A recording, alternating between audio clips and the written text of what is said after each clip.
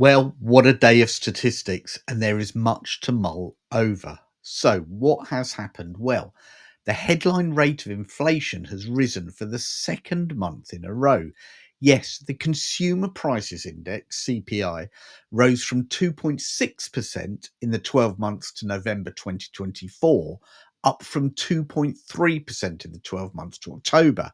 That's the highest rate in 8 months. The reading was in line with city forecasts, just about. Fuel and clothing were the key contributors, partially offset by airfares, which actually saw their largest drop in November since records began, according to data released this morning by the Office for National Statistics.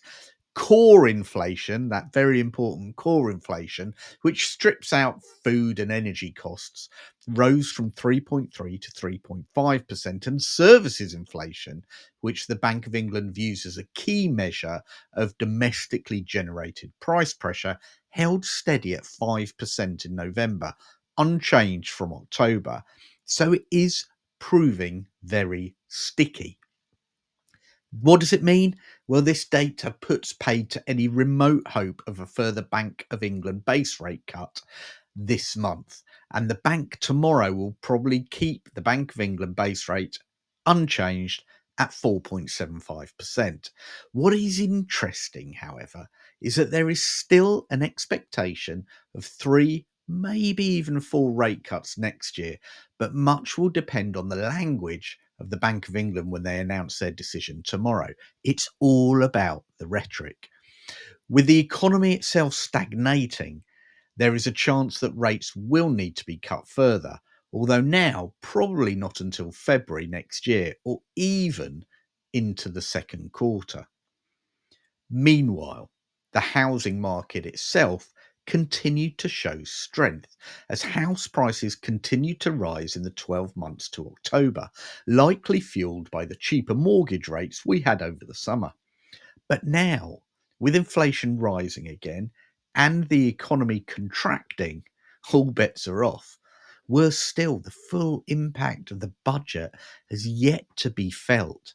The stamp duty deadline may support demand during the first 3 months of 2025, but after that, well, who knows? It's a very, very brave person who predicts accurately what house prices are going to be next year. I still think, however, being brave, I still think there might be a rise of about 3%. And what of renting? Well, let's face it, the rental market is pretty brutal. In London, for example, rents have risen by 11.6% over the past year, and something surely has to give. You have to feel for the UK's tenants as rents are rising at an astronomical and unsustainable rate. In many cases, however, landlords just have no choice but to increase rents as they are in an impossible position due to higher mortgage rates and an ever more punitive tax regime.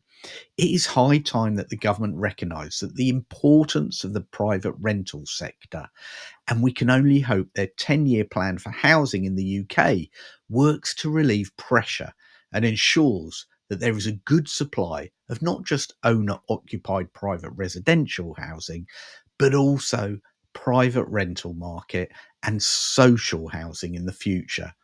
What happens next? Time will tell.